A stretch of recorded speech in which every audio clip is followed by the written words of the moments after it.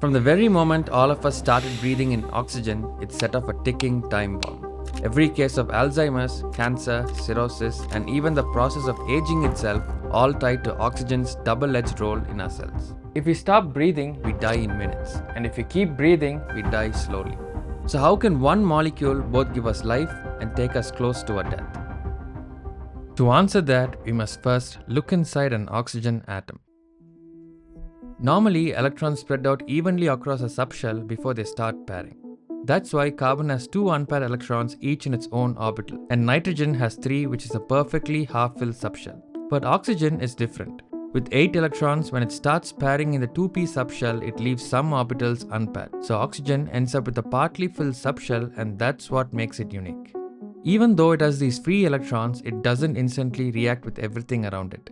If it tried to grab an electron from a stable molecule like nitrogen, it would need to take it from a paired set. And that would mean flipping its spin, and that costs energy. So oxygen just sits idly. This arrangement called triplet oxygen is the lowest energy state, and it makes it highly stable. And that's the reason the world doesn't just burst into flames. But if you dump in massive energy like lightning or UV rays, nearby atoms get ionized. Free electrons appear and oxygen can grab them and start a chain reaction. It's because of this stability the Earth's atmosphere now holds 21% oxygen, more than enough to sustain life. But when Earth first formed, there was less than 0.0001% of the current oxygen level. Technically, that's no oxygen at all. And the rise of oxygen caused a mass extinction event. 2.7 billion years ago, every organism that existed relied on other molecules that were abundant, like sulfur, nitrate, iron, and even carbon dioxide.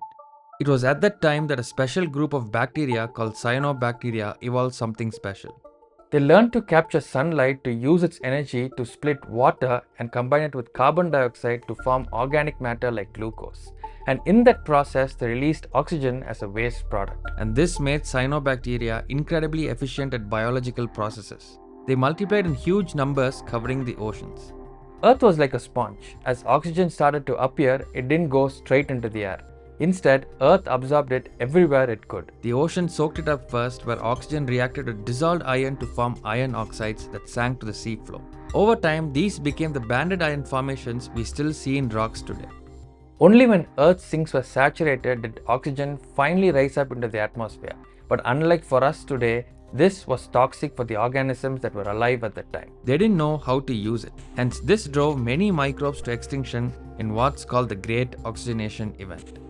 Over time, life learned to tolerate oxygen and developed processes to harness it as the most powerful electron acceptor in nature. And that raises a question. If oxygen was so bizarre and toxic at first, why did life go through the trouble to learn and evolve to use it? Why didn't it just stick with the molecules that were abundant at the time? Nitrogen with its triple bond is extremely stable, making it inert. And to break apart a nitrogen molecule, an organism would need to spend tremendous amount of energy, and nature doesn't like spending unnecessary energy. Carbon dioxide was also abundant, and the carbon in carbon dioxide is already fully oxidized with no electrons left to take. Sulfate and nitrate are also useful, and some bacteria still rely on using them today. But oxygen gave every organism that used it something no other molecule could give: the power to grow into massive sizes. Without it, trees wouldn't grow to such height, animals wouldn't reach the size we see, and we would be nothing more than just tiny clusters of cells. So why is it that? Can you guess? 2 billion years ago, after the Earth filled with oxygen, a strange pairing event occurred between two species: an ancient archaeal cell and a bacterium called alpha proteobacterium. The evolutionary theory is that the archaeal cell depended on hydrogen for energy, and this bacterium happened to produce hydrogen as a byproduct. That simple exchange was enough to form a pact, which would eventually turn into a never-ending relationship. The bacterium gave up its independence and became a very important part of the body. And that is the mitochondria inside every cell, the tiny power plant. Every action you do, standing, thinking, eating, or just existing, uses energy supplied by a molecule called ATP, or adenosine triphosphate, produced by the mitochondria. The reason you breathe, it all comes down to what happens inside every mitochondrion in your body. So here's how a small power plant in your cell gives you energy.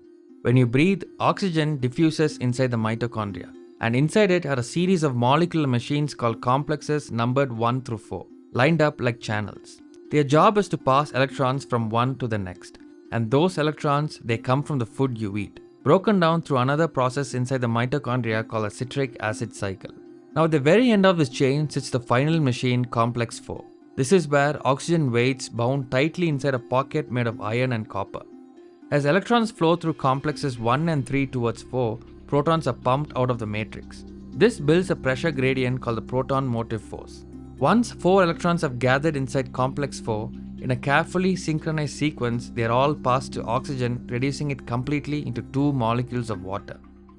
The reason that oxygen is perfect for this role is because it is the second most electronegative atom after fluorine. But unlike fluorine, it can form a stable molecule. And in biology, its redox potential is positive 0.82 volts, which means it can pull electrons strongly. Finally, the proton motive force spins a turbine-like structure in the last complex, releasing ATP. Now we have the answer why nature went through the hassle of choosing oxygen. With oxygen as the final electron acceptor, one molecule of glucose yields around 30 to 32 ATP. Without oxygen, you get just 2. With sulfate or nitrate, it's far fewer. This massive energy boost from oxygen is what allowed life to grow large, complex, and multicellular. And this is exactly where the dark side of oxygen began. Around 1934, German chemist Fritz Haber, who won the Nobel Prize for synthesizing ammonia, made an important observation with oxygen. He found that when oxygen accepted its first electron, it had one unpaired electron remaining, making it a superoxide, an oxygen species highly reactive waiting to strike anything nearby. When it reacted with hydrogen peroxide, it turned into an even more dangerous form, the hydroxyl radical. But at the time, biologists didn't accept this idea. Free radical was seen as something belonging to chemistry and not biology. Besides, the reaction itself was thought to be far too slow to matter inside a cell. But later, it was shown that when free metals like iron or copper are around, the reaction sped up exponentially. This became known as the Haber-Weiss-Fenton reaction, one of the key reasons why oxygen is extremely dangerous inside our cells. When electrons move through the complexes, they tend to leak out into the spaces, and everywhere around the space are oxygen molecules floating. These floating molecules grab the leaky electrons and become a superoxide radical. They start to attack enzymes and free metals nearby, initiating the Fenton reaction. Oxygen radical is like a grenade. It hits what's nearby, but hydrogen peroxide is like an ICBM. It can move long distances even into other cells. And when it finally meets iron or copper or any transition metal, it turns into the hydroxyl radical. And that's when the ICBM detonates. The hydroxyl radical is extremely dangerous because it can attack anything that's around it, and there's nothing in the body that could stop or remove it. It hits the DNA and it breaks it, in the long run producing mutations. It hits sugars and it damages lipids. And lipids are everywhere. They make up your cell membrane. If lipids are destroyed, cells die immediately. These dangerous byproducts of oxygen are called reactive oxygen species. But you see, not all ROS in your body are dangerous. In fact, your immune cells deliberately make them inside special structures to kill invading bacteria. What's dangerous is when ROS production goes out of control, and that becomes one of the major contributors to aging. Have you noticed people who look nowhere close to their chronological age? People who look like 18 when they're 30 and the others who look like 40 when they're 25? That's because of what ROS does inside their body along with genetic causes and disease, which in turn fuel ROS. Our bodies developed a few clever ways to clear these destructive radicals through specialized enzymes. But these defenses aren't perfect. They can fail, especially in a situation called oxidative stress. The entire process of ROS generation and protection is like a scale. On one side, you have things that increase ROS production, and on the other side, you have things that decrease ROS, either by decreasing its entire production or by removing it once they are formed. When the scale tips heavily to the side of production, the result is oxidative stress.